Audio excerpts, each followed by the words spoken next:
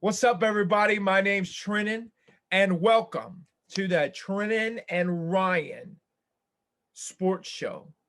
And that's Ryan. I totally forgot about Ryan. I'm not Well, ignoring him. I just kind of forgot about him. But we got Ryan over here, and then forget him. Leave me. him alone. Yeah, We no, don't screw care. Ryan. I'm not. He's not We even a don't part of this. care.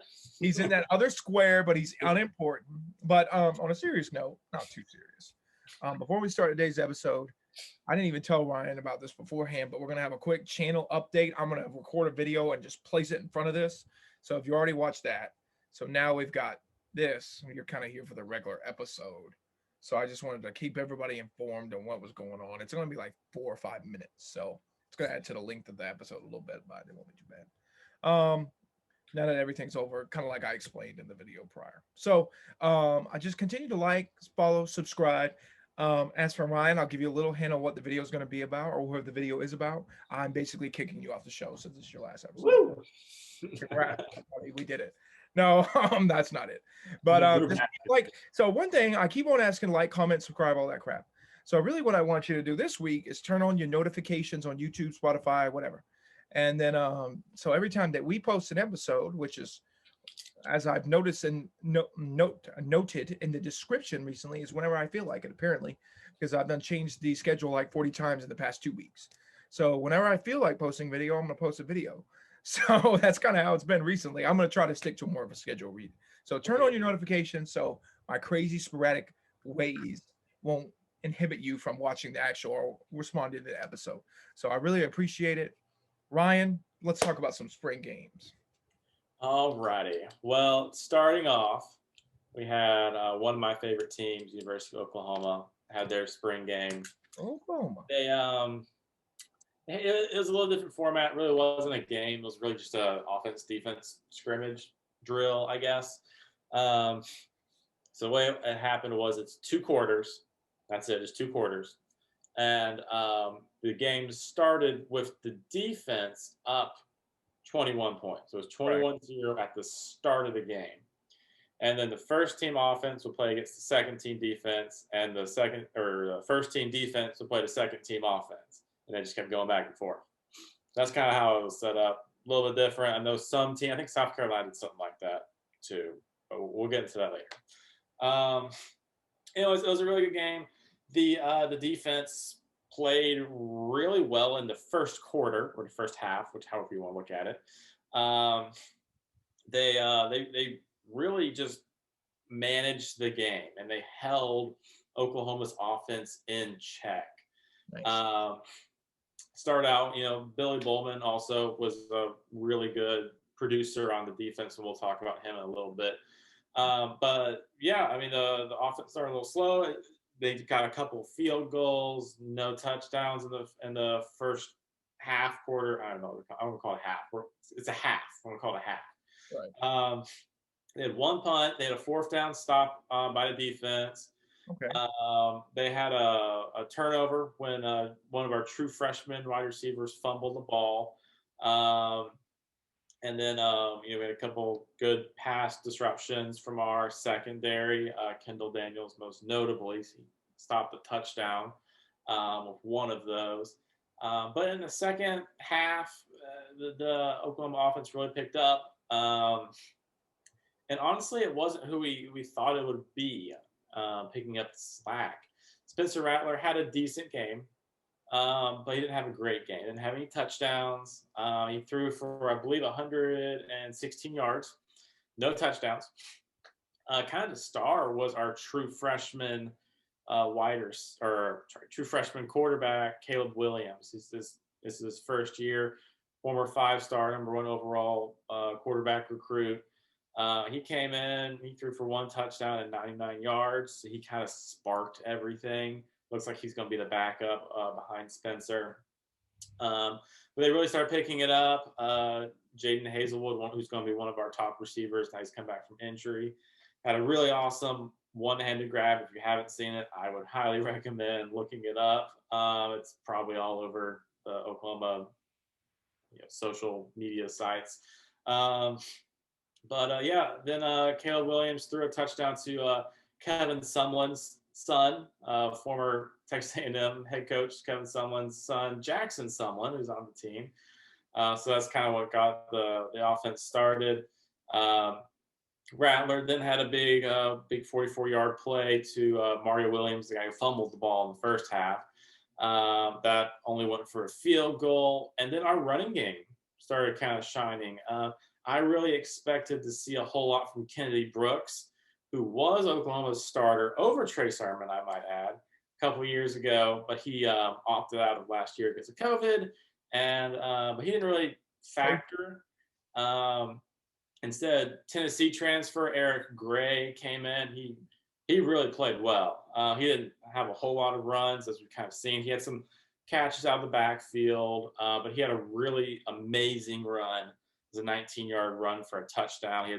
He had some really nice moves, and I think he beat two defenders to get in the end zone. It was a really good run.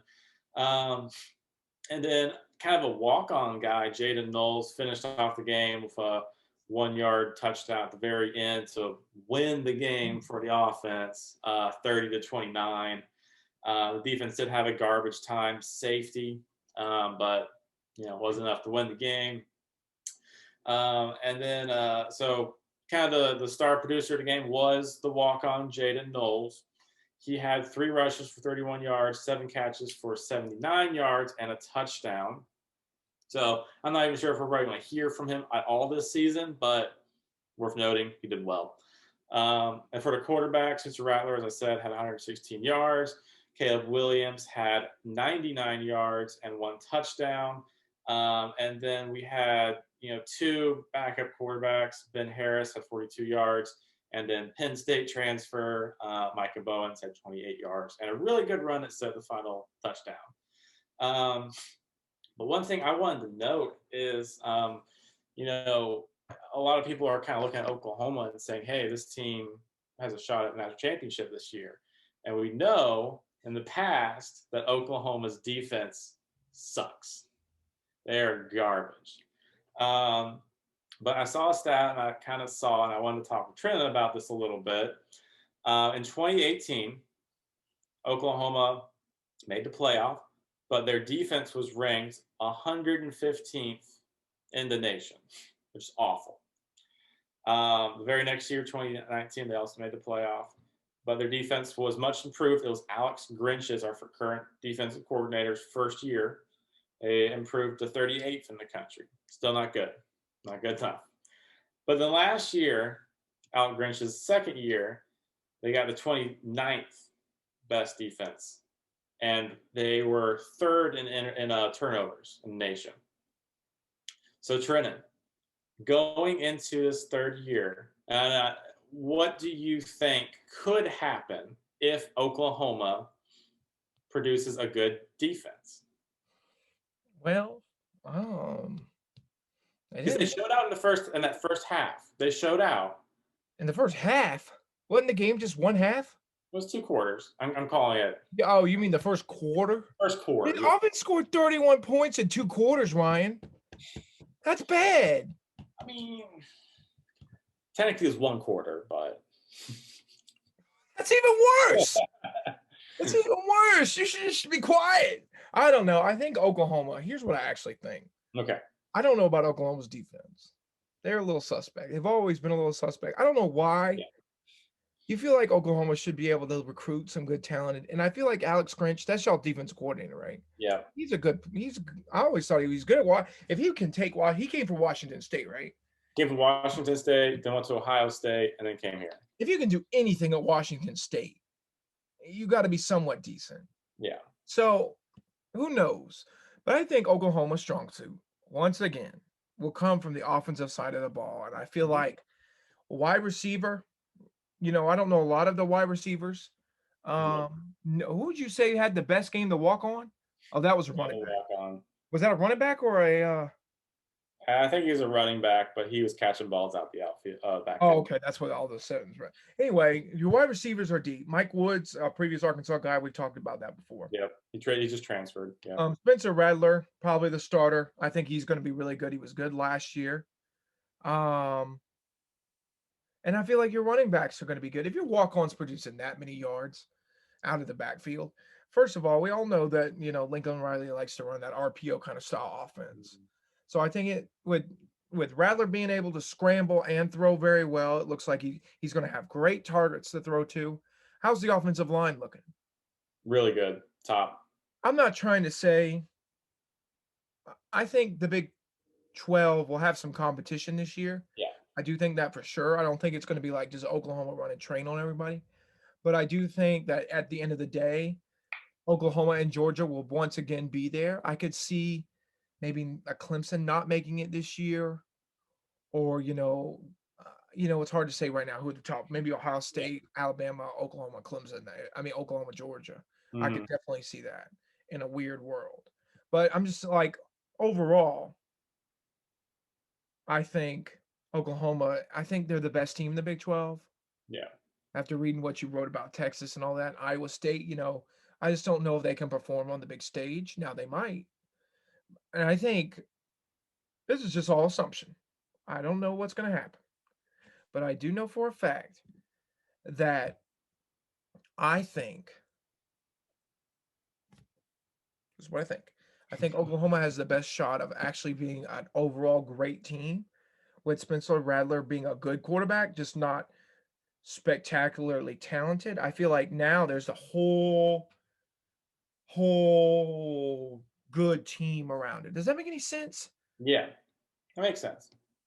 There's no like I mean Baker Mayfield and Kyler Murray were good and they had like one good wide receiver, but I feel like now there's the running backs are in place, the wide receivers are in place, the offensive line seems to be good, and the quarterback, even though he's not, or hasn't been a star, or wasn't last year, he's going to be better, and he's Okay. going to have. I think overall the team, the offensive especially around him is better.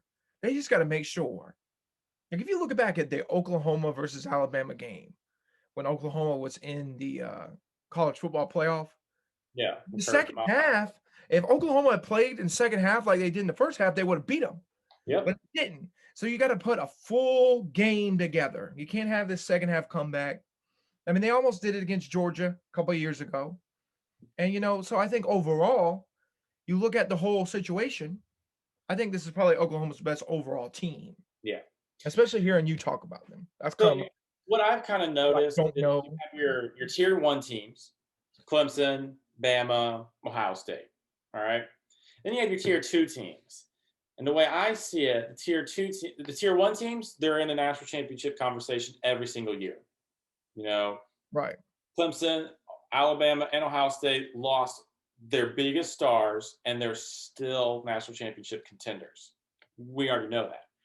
Your tier two teams, let's say Oklahoma, Georgia, Florida, LSU, maybe. Maybe who else? I don't know, maybe like a Penn State or Wisconsin. I maybe even put them at tier three. But you look at, well, let's just use Oklahoma and Georgia for this instance. They only come out and you can say, oh my gosh, they are a national championship contender every few years. They're not. They're a good team every year, but they're not a national championship contender every year. Last year, Georgia and Oklahoma were not national championship contenders. We all knew it.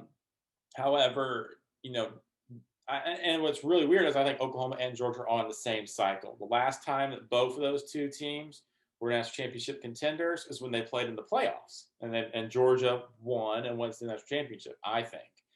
And so now you have it's the same thing again. Georgia, they got their quarterback, they got the run, they got everything, and you can say, okay, if they can run the schedule, beat Clemson, most likely have to play Bama in the SEC championship and beat them, beat Florida, they're going to be in the playoff, and they're probably going to have the one seed if they can run that table undefeated.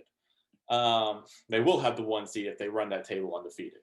And now you can look at Oklahoma, and everyone's been saying, I've been hearing from Oklahoma people for the last 2 years, 2021 is their year. This is going to be the year. This is Alex Grinch's third year. That's when you expect his philosophy, his game plan, his players to finally be at the point where they can perform And so you expect the defense to finally be what the vision is for it. Right. And you can see that, yes, Spencer Rattler had some struggles last year, but you also saw the potential of what Yeah, he he's could a do. redshirt freshman. You know what I mean? And Exactly. on Alex Grinch real fast. I don't know what's going to happen with Oklahoma's defense, Yeah. but I will say, if my memory serves right, there were certain games last year where the defense kind of showed out a little bit. Am I wrong? No, there were I games. think in the I Big 12 remember championship they played very well. the two biggest games that I recall. Well, actually, three. I'm going to say three. It's the three biggest games where defense showed out was Baylor, because the offense had nothing going on against Baylor. We literally had nothing. The defense held Baylor. It's the only reason we won that game is because the defense. The offense did nothing. Iowa State in the Big 12 championship game, not the first one, the Big 12 championship game. The defense, like the offense was great in the first half, and then they sputtered in the second half, and they had to rely on the defense to bail them out. Right. And even against Florida, I mean, I think we had 3 or 4 interceptions on Kyle Trask in that game, which was insane. He was a first round draft pick. Now he's second or third round draft pick, if that. I mean, the Oklahoma defense played amazing in that game. So, it'll be interesting to see. Obviously, you have to go against the Big 12 offenses, but if you look at where Oklahoma is, this is their year, and it's probably going to be their year until, maybe 3 or 4 years down the line again, So I am very interested to see how this season plays out. I think I'm looking forward to it. I think I'm going to have to watch Oklahoma now, unfortunately. I'm just kidding. I'm looking forward to it. I think it'll be good. I think it'll be a good time. I wish we could. I want to throw 2 things out, just statements that I feel, and that they might be biased because I am a fan. However, I think that Oklahoma will have the best wide receiver core in the country. I think a lot of people say it's Ohio State. I don't think so. I think it's going to be Oklahoma. They're just too deep. And then I think that if Spencer Rattler has the kind of year that I think he can and I think he will have, I think he wins a Heisman, and I think he could be the next number 1 overall draft pick. That's very bold, but just I can see him coming back for another year, but I don't know. I think if he has the year I think he has, this is it. no, he's a redshirt sophomore, right? Not a sophomore, because he was supposed to start that year. Jalen Hurts was there. Yeah. And then Jalen Hurts came in and he redshirted. And that's the thing. He's got another guy behind him who's ready to outperform him in the spring game. So yeah. An overflowing of wealth here. Yeah. You know what I mean?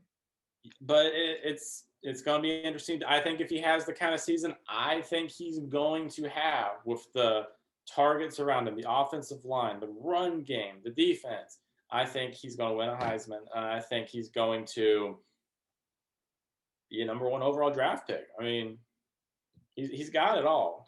He can do it. Yeah. But anyways, I think we've talked enough about Oklahoma. We really dropped Oklahoma down tonight. We really talked a lot about Oklahoma. The next one we're going to talk about so much. So exactly. Anyways, moving on to another team in the Big 12, we're going to talk about Texas real quick. Yeah. Whatever. Anyways, we have listeners in Texas, so that's why we have one listener in Texas. So I'm making sure we cover our dues here. Yeah, we're going to do Texas, and then we're going to do Texas A&M. So so you're welcome. One guy. If you don't like either of the teams, well, Baylor, Texas. I'm not covering Baylor. Not covering Texas Tech. I don't care. I would consider TCU, but Baylor and Texas Tech can go after themselves. Next, Texas. What's the deal with Texas? So off the gate, their running back Bijan Robinson looked incredible. I know he's one of the Heisman favorites. He is expected to be the best running back next year in college football. Looked really good. He had the game's first touchdown for Texas, so good on him. Then pretty much after that first touchdown from Bijan Robinson, it kind of slowed down, and they just start kicking field goals. but they're kicking some amazing field goals. The first of which was a 63-yard field goal from their really talented kicker, Cameron Dicker. Dicker, the kicker. Oh, he's still there. Good He is God, will that still guy there. ever graduate? Digger, the kicker, happened like 40 years ago. Come on, man. 2018, yeah. Has it really only been 2018? Yeah. Good. Yeah. God, it feels like that was all those years ago. That was when Kyler Murray was still at Oklahoma. I guess this would be his 4th year. Sorry, Dicker. Anyway, go ahead. Anyways, Why did you throw that in there? Just because? Oh my God. Whatever. Go ahead. Go ahead. anyways, Dicker had a lot of field goals. His most impressive was his first one, which was a 63-yard field goal. He looks very impressive. The main point of the game was First time we've ever mentioned a kicker on the freaking kicker. You can't. I mean, I think I mentioned it. I mentioned one I love the kicker. name. I mentioned a punter on the Clemson spring one. Yeah, whatever. It's for the meme. I guess it. I get it. Get it. Go and continue. Oh my God. The main focus of the Texas game was the quarterback battle between Casey Thompson and Hudson Card. Casey Thompson was actually the favorite heading into the spring game, but he did not have a very good game. I mean, he threw he completed 23 out of 42 passes for 242 yards. However, he threw 2 interceptions. Not great. And then the other guy, Hudson Card, who I kind of like after this game. If I was a Texas fan, I'd want him starting after watching this game. He completed 15 out of 25 for 168 yards and 1 touchdown. Right. Thompson had 0 touchdowns and 2 interceptions. So it was kind of there were a lot of field goals. There were not a whole lot of touchdowns. Bijan Robinson got a touchdown. And of course, Hudson Card got a touchdown. Dicker got a lot of field goals. I think he had like 4, maybe 5 field goals, not extra points, like field goals throughout the entire game.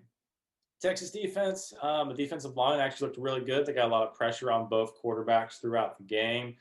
And then they had, spring game sacks, the 2-hand tackle sacks or whatever. The secondary looked a little suspect at times. They did get 2 interceptions, so a big pro. However, there were some times that it seems like if they threw a big bomb downfield, the safety wasn't in place or something like that. So there's a little bit of suspect in that Texas defense, but the defensive line looked really good. I'll give a lot of props to that defensive line. So in the end, I believe I think it was the white team. Yeah, the white team won the game 20-12. So not as much scoring as maybe you would have wanted to see, especially with a quarterback battle going on. Maybe they have a good defense. Maybe. I'm like Oklahoma. What would you think? I mean, here's a fun one for you. What happens? We get to the Red River rivalry, Texas, Oklahoma, and they both just show up in a defensive battle. You got a lot of hope for Oklahoma's defense. I think it'll be good, but I don't know what might happen in that game. That game can either be 13-10. Kind of throws out a decent defense, a decent to good defense. Texas always does. That game's either going to be 13-10 or 65-54. Those are the 2 options. So you don't really have a lot of wiggle room. If it's like, I'm going to make a promise. If it's 28-24, I'll run around my pond 20 times.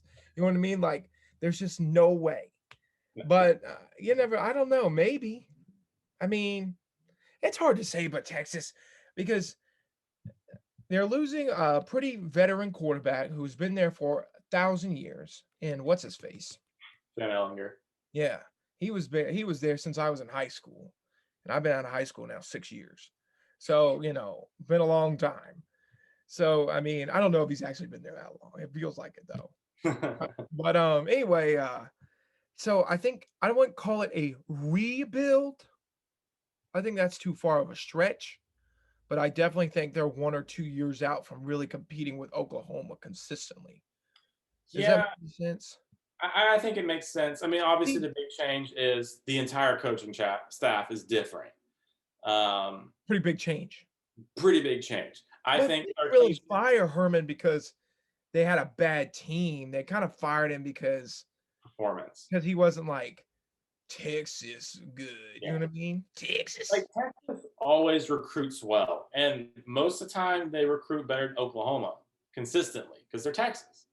Um, I think hiring Steve Sarkisian is a step up over Tom Herman, but I don't think it's as big as a step as most people think it is.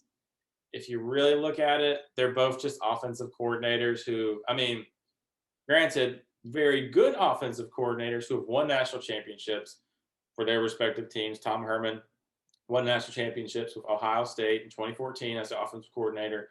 And Sarkisian, I think he's won 2, maybe 3 with Alabama. Probably 2. I'm going to say 2. Three, Um, two. Because he was offensive coordinator for but one, he and then went he to was the like Falcons. assistant offensive coordinator for the other one. Yeah, because he was Offensive the offensive coordinator of the coordinator. year, Lane got kicked out, right? Yeah, he was after Lane, and then he stayed for a little Yeah, bit, two. It has to be two. That one with Tua, and then the one with but then he went to the Falcons for 1 year. Oh frick, I forgot about that. Yeah. I don't know. It doesn't matter. We know Anyway, he won one. Texas has always brought in good coaches. Mac Brown's a good coach. He's still proving that with North Carolina. Yeah, I agree. Charlie Strong is a good coach. He didn't do well at Texas at all, but he's a good coach. And Tom Herman was a good coach. I think Steve Sarkisian is a good coach. And honestly, I kind of expect to see something similar of what we saw from Sarkisian at USC. Nah, I don't think so. That's where we just. Better. It'll be better because he's learned, obviously. He's been under the Saban rehab train. Oh yeah, he was like a drunk alcoholic at USC, though. You know what I mean? The Saban I rehab. hope it's a little better. Yeah, it all depends. It all depends on how much he changed under Nick Saban's like coaching tree. That's what it all boils down to. Did he learn enough? Did he mature enough? Because obviously, I'm not talking about a grown man being mature because he's like 30 years older than me or whatever. But he had problems at USC, and obviously he wasn't ready for that spotlight. So I think there is something to be said about his maturity, I guess you would say. Like I said, I don't know how I feel about saying that. Like somebody's like, um, that old or whatever. Yeah. Like I said, it all kind of. Everyone's got their problems. Granted, I just looking at his on-field, even when he wasn't at USC, even when he was at Washington, and granted, Washington isn't USC and they're not Texas, I still wasn't impressed. Right. This is not going to be Texas's year. I think they'll be good. I think they'll be a good team. I think they'll be one of the best teams. Oklahoma, for instance, plays. I think they'll be one of the best teams in the Big 12. But I'm not even sure if they're the second best team in the Big 12. I think Iowa State could take that title. They brought everyone back from last year. That'll be interesting. I think Iowa State can be good. I think it's going to be Oklahoma. Oklahoma will be the best team. I agree. But we'll see. I don't know if there's Texas the second best team. But yeah. Moving on, the next team from Texas A&M. I actually had fun watching this game. It kind of brought back some nostalgia watching it. I kind of wish they were still in the Big 12 a little bit. I kind of miss them a little bit. Back when they could just get beat every single year. But the game kind of starts similar to Texas's game. You got a quarterback battle between two guys, and it starts with a field goal frenzy. I don't know why. It's just how it started. The defense even got their first touchdown as a pick six off the not so favorited quarterback to win the quarterback battle, and Zach Calzada. They picked him off, turned it for a touchdown for the beginning of the game. Haynes King, who's the guy who's expected to start, he started off hot, made some good plays, and then he just kind of fizzled. He started missing throw, like wide open people, he just overthrow it. It seemed like he was maybe trying to do too much. I don't really know. Um, and then he had a bit of an injury scare toward the end of the second half or second quarter. Um, it looked like it was like a leg injury. He came back and in the third quarter and didn't look that great again. he I was threw reading the notes because you were like, yeah, he came back in an injury. Ryan has in his notes, he like came back in from an injury to throw another INT. I was like, frick, dude, that's rough. came That's back to win the game. Just come kidding. back from an energy just to look even worse than you did before. I would have stayed out. I know he came back and threw an interception in the fourth. So both quarterbacks threw an interception. Uh, Bad. None of them really made themselves look great. Yeah, maybe is this a Texas A&M down year? Is Jimbo washed? I think Haynes King will win the starting position, and I think he'll be better than Kellen Mond. I don't think he'll be great, but I think he'll be better than Kellen Mond. I don't think. Kellen Mond wasn't that good. He could extend the play, but like if you really looked at his throwing talent, it wasn't that great. Texas A&M, good team, man. He got good players around him, good offensive line. He always had good running backs. What was that guy's name? Like Isaiah Spiller or something like that? Yeah, he's still I there. only knew that because of his last name sounded like, CJ. Yeah, CJ Spiller, yeah. And they always had good offensive line, good running receivers. Kellen Mond, okay. And he had Jimbo in his ear probably helping him out. But he had a team around him. And then, boy, Texas A&M always has good players, man. Texas A&M's going to be good this year. I think they're going to be really good. I think I don't know. I don't think they're going to take that step to win the West in the SEC. That's just not going to happen. I think if Haynes King was this incredible quarterback, I think they could. But I don't think I think he's a good quarterback. I think he's maybe to Kellen Mond's level, or maybe a little bit above. I personally think a little bit above. And I think they'll be a very good team in the SEC West. I think they'll compete in the SEC West, but I think they will ultimately lose the SEC West. Yeah, they aren't win it. What'd you say? They aren't going to win it. No. I mean, do you think that Texas A&M has a shot to win the SEC West? No. Yeah, I think Arkansas could beat them this year. What do you think Texas A&M would have to do to win the SEC West and be a playoff contender?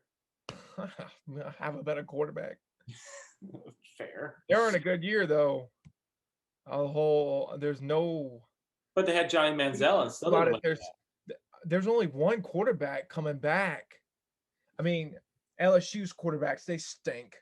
Alabama's quarterbacks are unproven. Texas A&M's quarterbacks are unproven. I think Arkansas's quarterback's going to be pretty good. That's just my opinion. I think KJ Jefferson's going to be a good player. Bo Nix, is he any good? He kind of stinks. No, he stinks. And who else is left in the SEC? I got Auburn, Alabama, LSU, Arkansas, Ole Miss. Yeah, I got a good quarterback. They got a good one. But he's prone for interceptions. That's true. Matt Corral threw 6 against Arkansas last year. Mississippi State. Oh God, what a disaster. So who knows, really? I mean, who knows? We'll see what happens. I think it's just like I said, it's going to be just going to be a lot of new because we're all been used to so much old stuff recently. Almost every Mac Jones. See, Alabama last year was like slapping a Band-Aid on like what had happened the past couple of years with Tua. What they did was kind of slap a Band-Aid on that and said, hey, we're going to go this 1 year with like these one and dones and kind of just see what happens here. And it worked out for him because Najee Harris, the wide receiver that won the Heisman that I can't remember his name. What's his name? Who? Devontae Smith and Mac Jones, all three gone. So I think it's going to be like LSU's still a little young. Alabama's young now. Auburn's got a new coach. A&M, I have no idea. It seems like their quarterbacks kind of stink. Yeah. It is spring ball, so it's hard to say right now. I mean, so much can change. Yeah. I think that September 29th. I think it's going to be similar to last year. I think Bama's going to beat Texas A&M, but Texas A&M will win every other game and just be like on that playoff cusp. But I don't think there's going to be.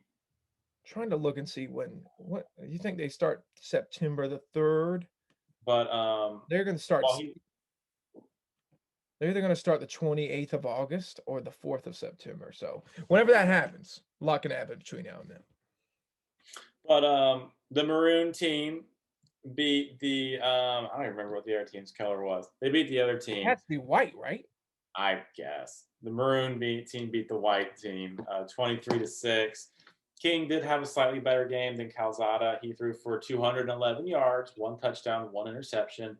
Calzada threw for 251 yards for 1 touchdown and 1 interception. Now, Calzada did have more yards, and they had the same touchdowns and interceptions. However, in terms of passing completage percentage, King had a better day. He threw 16 of 31, and Calzada threw 19 of 40. So very, very close in terms of stats.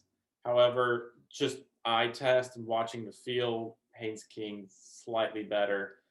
Honestly, would have had a much better game if he hadn't missed so many throws. But Texas A&M's defense played really well. It'd be really cool to see them get into the playoffs, but I don't think they're going to get over the Bama hump. Yeah, I don't think. Not this year, at least. Nah, not this year. All right, who we got now? North Carolina? Yeah, let's go over to North Carolina. North Carolina was probably the most boring game I watched all weekend. It was so boring. I can't tell you how bored I was watching this game.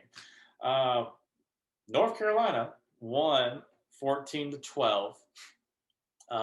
It was a very rainy day. Howell, their starting quarterback, didn't play a whole lot. He had a few, the little he did play, he had some really good long throws. So he threw some bombs, one of which was for a touchdown. Good for him. Congratulations. The defensive line looked good, not great, but they looked very deep. They had a lot of depth, which I thought was really interesting. So, could be they might have a decent defense. Their secondary looked mostly good as well. They had some holes in it, but really all those holes were from Howell, Sam Howell throwing the deep ball. That was really it. And Sam Howell is probably going to be a Heisman contender. If I had to guess, I don't think he's going to win it, but I think he'll be up there. He'll kind of be like a Kyle Trask kind of player. Exactly, yeah. I think he's a really, really good quarterback, and I think he'll go in the NFL and have plenty of good years there. However, I don't think he's going to win it, but I do think that North Carolina's defense showed a lot of promise. They looked very good. The defense even had 1 interception on the back quarterback at the very end of the game. I think he tried to throw a Hail Mary. Oh, what? It was a very boring game. Very boring, huh? But Trennon, does North Carolina having a decent defense with an amazing quarterback worry you as a Clemson fan? I don't know anything. See, we had a whole episode dedicated to Clemson. I feel like I know more about North Carolina right now than I do Clemson. Probably because I care a little more about Clemson. So It's hard to say. But I just don't know. They don't play during the regular season, I don't think. No. So it would have to be in the ACC championship game. And at the end of the day, that boils down really to between Miami and North Carolina. So the chances they play each other are like 50-50 at this point. So, and that, it all so many like different things. I mean, North Carolina's no shoe-in for it. I don't know. I definitely think it'll be tough. I don't think it'll be easy. As a Clemson fan, I would be more worried about North Carolina than I am Miami. I'm not really worried about Miami. And that's just me. I might be overrating them or underrating them. I personally don't think North Carolina is going to have the opportunity to beat off Clemson. I don't think anyone in the ACC has the ability to knock off Clemson right now. I think they're just too good. They'll even play Clemson? You think they'll make the ACC championship game? North Carolina? Over Miami? Yeah. I don't know. I think Miami might make it. I'm high on Miami. You're kind of low on Miami. I'm kind of high on Miami. So we'll see what happens with Miami. The only reason I'm low on Miami is because of last year's game against, I believe they played Notre Dame. No, Miami didn't play Notre Dame. Miami's game against North Carolina where they got just shredded. After that, I was, Just we'll see what happens here. I do like Miami's transfer in Charleston Rambo, former wide receiver from Oklahoma. I think he's really talented. And I think that adds a good threat for DeAndre King if he comes back, or when he comes back, I should say. I don't know. I think Clemson's going to own the ACC. I think the only real game they have to worry about is Georgia, which is the first game of the season. But yeah, North Carolina by far the most boring. Oh yeah, Georgia. I'm worried about Georgia, but we'll talk about Georgia. We'll talk about that another time, though. But another time. Boring game. Don't bother watching the highlights if you care.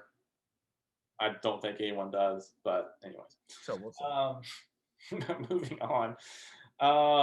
Ole Miss, Trenton, I think you watched a little bit of this game, didn't you? You ready? Bring it on. I didn't watch a whole lot. It was a blowout. So I didn't even want to watch the ending of it. So I originally wrote in the notes that it was 28-0. And I looked at it, I was like, what? Because it said 28-7. So I had to watch like the last 10 seconds where the other team scored a bullcrap touchdown. So the main problem with this game, Matt Corral played good. He scored 28 points. The problem with this game, though, is Mason Plumlee, the other backup, the one that always subs in kind of faster than Matt Corral, did not play due to injury. So it made the game a little unbalanced because the other quarterbacks couldn't really keep up with Matt Corral because he was so much better than the other ones. So does that make any sense? You look at me like I'm crazy. So, but it was a blowout. Corral lit up the defense. I'm not really sure if it was the first team or the second team. I believe it was a mix. So, he kind of he looked good. Like I said, he's a good quarterback. And, they had the 2-10 touch thing. So, Ole Miss, not a lot to talk about. It was also raining there. So, it made it a little bit more difficult to have a clean. And with Mason Plumlee being out, they didn't really run the ball a lot. So, a lot of that had to do, a lot of going on there. So, overall, boring game. Matt Corral looked pretty good. Wide receivers looked pretty good. And that's anything on Ole Miss, Ryan, you want to comment? Or not really? Best team in Mississippi, Ole Miss. Best team in Mississippi. I'll give you that one. Don't count out Southern Mississippi though. Man, Eesh. Was that the Fighting Brett Favre's or something? I don't know. Southern Miss Golden Eagles. I believe. Yeah. So, I don't know. I mean, I did not personally watch this game. What did you think of their defense? Did their defense show any resemblance of being SEC quality? It's hard for me to say because I'm not sure whether it was a first team versus first team, which I don't think it was because that really wouldn't make any sense. Then it would be second team versus second team. If it was first team versus first team and Matt Corral lit them up for 28 points, I would say no. But they did play a whole game, and unlike Oklahoma or South Carolina, so it's hard to say. I mean, 28 points, oh my gosh, it sounds like a lot, but it only sounds like a lot because the other team didn't score until garbage time. 28 points isn't a whole lot, especially between 4 quarters of football when each team, plays one. I mean, it's a touchdown a quarter, right? Yeah. So it's really not a whole lot, but it just sounds like a lot because the other team just didn't do anything. See, if it was 28-21, we would be like, oh, man. Those are close games. Good. So I would say, yeah, because if you look at it, the other team, I mean, even though they didn't have Mason Plumlee in there, the other team didn't really let up a lot of points or anything like that. So I would say it looked pretty good. It all boils down, like you said, to SEC defense, because if it's not SEC capable, well, it's just not going to work out for them because that's what their problem was last year is they good offense sometimes, bad defense, bad. And that's tough because they're in the SEC West, which is definitely the better part of the SEC. We have to play juggernaut offenses like Alabama, like Texas A&M, and maybe LSU. Who knows? I don't know. Arkansas. So yeah, I'm curious to see how Ole Miss will do. I want them to be decent. I want the West to be competitive. Maybe throw Bama a loss. Who knows? It'd be great. I don't know. We'll see. That's pretty cool though. I thought overall Ole Miss okay. Do you want to get to the real meat of the podcast here? Oh yeah. Are The you ready? real chicken. Get some chicken, some kicking. Bow, bow, boom. That's funny, right? South Carolina, the black team beat the Garnet team 14-10. Pretty dramatic. Huh? They only played one half, kind of like um, Oklahoma did. They didn't do the 21-0 thing, obviously. Um, but they kind of interchanged a little bit more, I would say. They didn't really do starters versus starters. So they did a little bit more changing. I would say it was kind of like Clemson, where it was just multi everybody. South Carolina's biggest problem, I came away with it. I mean, defensively, they look strong. I think their defensive line's good. I definitely think, like, because we mentioned that in a couple episodes ago, that when we had our South Carolina episode, defensive line looks strong. Yeah. And defense looks okay. I think the South Carolina's biggest problem right now, their biggest thing is I talk about this a lot with Arkansas, especially the past couple of years. Now I praise them a little bit more. I think depth is going to be a big problem with them because it just feels like they didn't play a whole game because they didn't have enough players to play a whole game. So it made it more difficult for them to be able to do that kind of stuff. So I think I think Shane Beamer's got a serious rebuild on his hands. If anybody tells you anything different, I think they're wrong. I do believe, I'm not trying to trash South Carolina right now. This is my honest to God opinion. I've been there before with this kind of thing. I've seen what I saw. What I saw when I watched the highlights on Sunday after the game was over, when I was making these notes. I looked like I was watching Arkansas from like a couple years ago. Now it might be a little different because Shane Beamer's the coach and not Chad Morris. But, since he sucked. But I do think, honest to God, I think they're going to be kind of bad this year. I think they'll probably lose a good bit of games. And I know South Carolina fans are like, "Oh, you're just a hater." I'm just my honest opinion. I think right now their strongest position is running back, and they have a pretty decent defense, but they're lacking so much depth right now that I think it's going to bite them in the butt. Luke Doty also didn't look very good. He had a couple of fumbles, had an interception, but it was called back due to passing interference. Questionable, whatever. Worked out for him.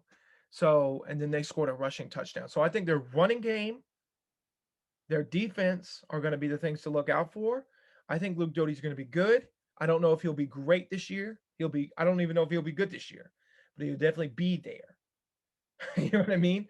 So if they can run the right kind of offense, maybe to use his running ability, I could see him being more effective than throwing the ball right now. They're going to be running the ball a lot. Let's just put it that way. So pretty much all our pre-spring game notes have our predictions have become reality, and we're just kind of seeing how it is. I did see in South Carolina news that Luke Doty was officially named the starting quarterback. And he should be. The other guy stunk worse than him, so he should be. Yeah. He definitely should be. I agree with that 100%. I am kind of glad that they do have something going for them on that defensive line and the run game. However, I think they're going to run up against a lot of teams that are just going to pound that secondary. I mean, you're going to have to play Georgia and Florida, and they're just going to air raid you. And I don't want to overthink anything here, but you got to play Georgia, Florida. Kentucky won't be a slouch. Now, I think you could probably get a good win against Tennessee. I don't really know about them too much. Tennessee's going to suck. Vanderbilt, probably, they're going to stink too. But you got to look out for Kentucky. I think they're going to be a tough game, especially since South Carolina beat them this past year. Kentucky, Georgia, Florida. I think they play Auburn in the West, and then A&M. They play A&M every year, so they play Auburn and A&M.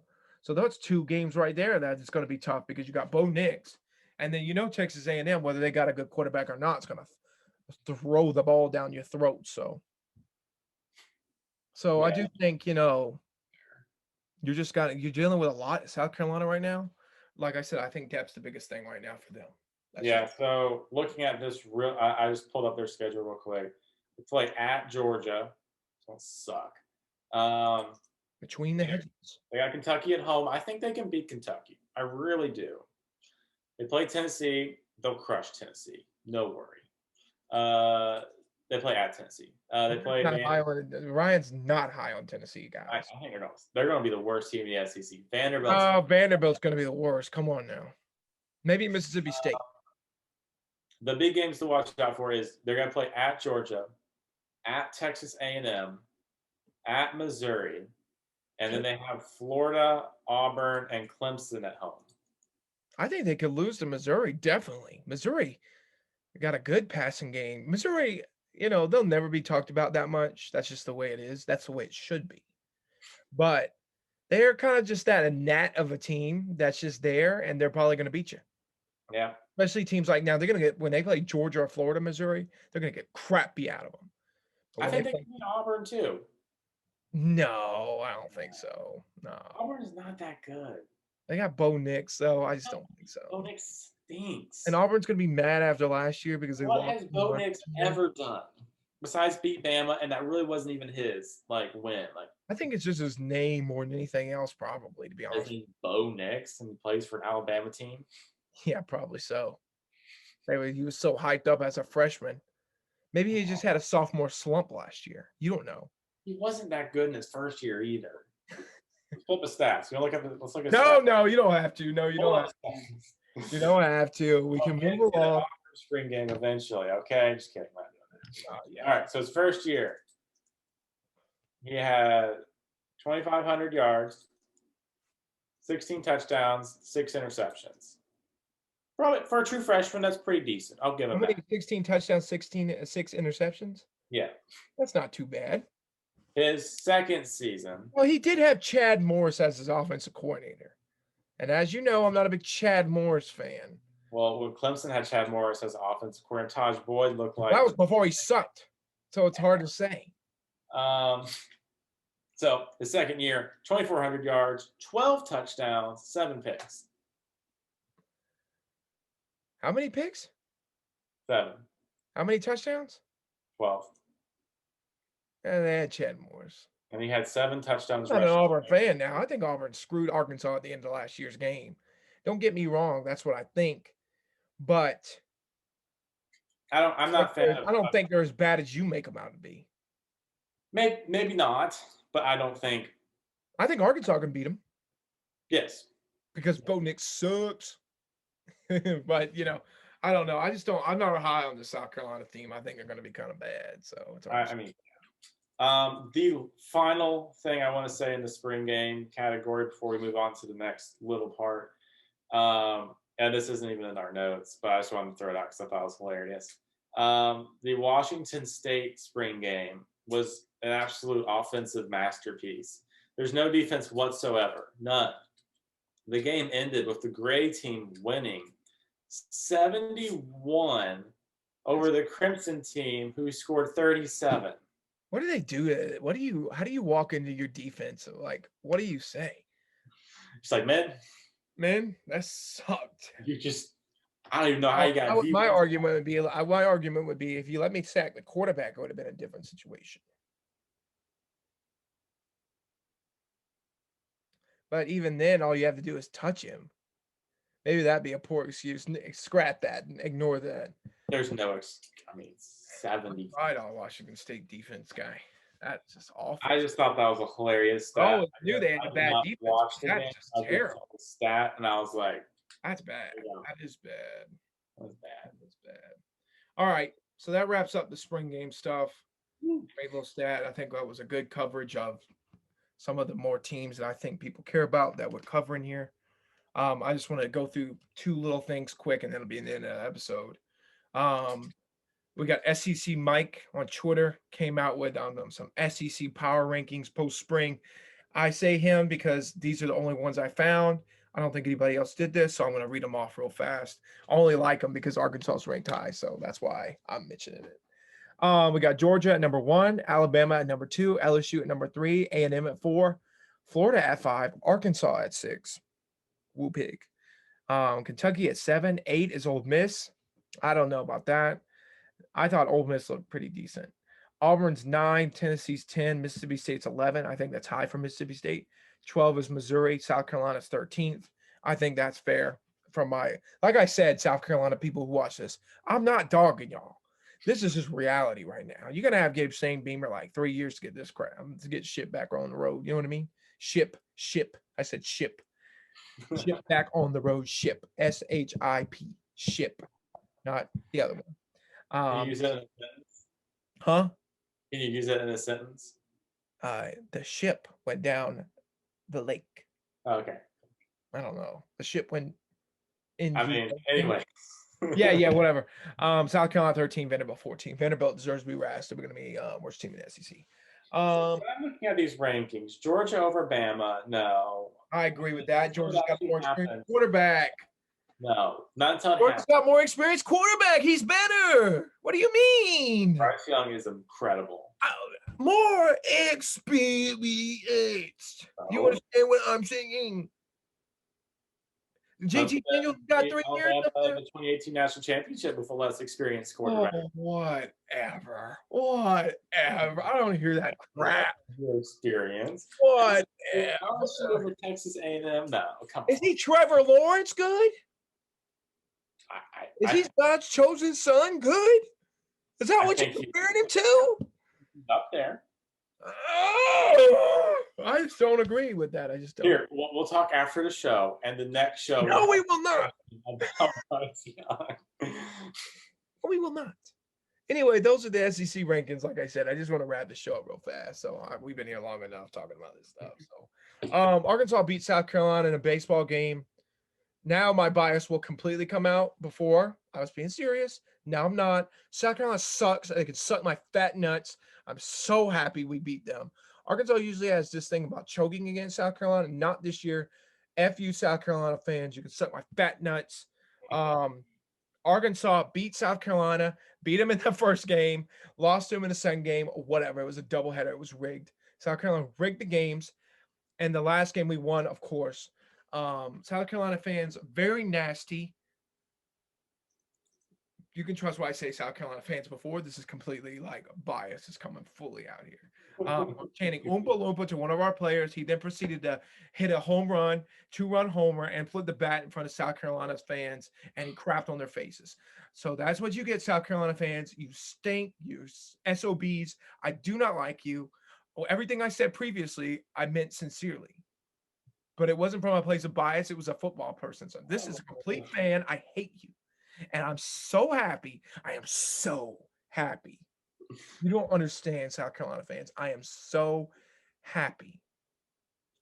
I'm so happy we beat y'all in Columbia. And they had like so many fans there too. The fact that we just crapped on them in front of their fans, I love that. I love that. We're the number 1 baseball team in the country for a reason. We should have won that second game. It was completely rigged. Whatever. But we won the series. It's all that matters. I'm glad that y'all had to sit there and suffer through Arkansas winning the series. Well, there we go. That's my opinion, and I'm sticking to it. Yeah. You stink, all right. You stink, South Carolina fans. Ryan, is there anything else? Oh, goodness. Unbiased podcast. Unbiased. Completely unbiased. We're just telling the truth about how that South Carolina would say that kind of stuff. I will not. I am unbiased. We just like to, spit out the truth, and the truth is that South Carolina sucks. What he said. Now, a person who hates South Carolina would say that. I did not say that. I wouldn't say that. Next week we have Oregon and Nebraska. Who cares? Spring games. Into Oregon. I said Oregon. I know. Yeah, I care about Oregon though. Oh, I was referring to Nebraska. Oh, Nebraska. Yeah, I don't care. Yeah, Oregon, Nebraska. Who cares? Right. So we'll talk about those a little bit. Next week, I got bunch of stuff coming to you next week. I'm gonna release weird stuff coming out next week. So like I said, just watch the let me recap the end of the episode. Lord have mercy, I'm goofing off. I think it's over. All right, so this is the end of the episode. I really do appreciate everybody watching. Um, please like and subscribe. Thanks for watching this video. I actually think this is one of our better videos. I thought it was a little funny. So this is a good episode. I really like this episode. So thanks for liking, comment, and subscribing. Thanks for watching that front part of the video. So expect a lot more stuff coming from us. This is coming out Friday. You're watching it on Friday morning or Friday in afternoon, whenever I choose to upload Whenever it actually happens. So I said then Friday, and then next week expect all kind of wild and random stuff. So we'll see what happens there. So Ryan, is there anything else, or is that it? That's the show. All right. So thank you all for watching the Trennon and Ryan. That's right, Ryan. That's your name. Sports show. I really do appreciate everybody watching the great episode. Thanks for tuning in. I really do appreciate it. Like, subscribe, turn on those notifications, people. Turn them on. Have a good one. Bye. Say bye, Ryan, scumbag.